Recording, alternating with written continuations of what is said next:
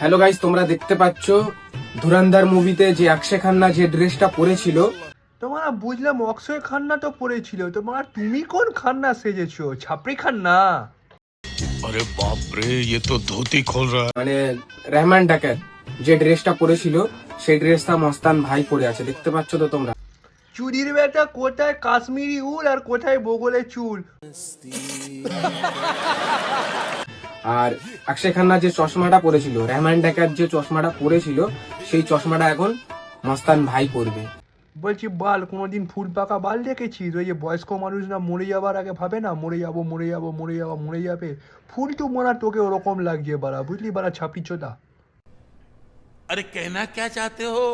চুটমারানির বেটা, ওই চশমাটা আমার ধর্মতলায় 50 টাকায় পাওয়া যায়, 50 টাকা দিয়ে কিনে আনা যায়, বুঝলি বোকাচোদা। আর নিজেকে মারা অক্ষয় খান্না ভাবিস না, মারা অক্ষয় খান্না মারাচ্ছে চুটমারানি মারা। অক্ষয় খান্না যে চশমাটা পড়েছিল না, তার অনেক দাম মারা।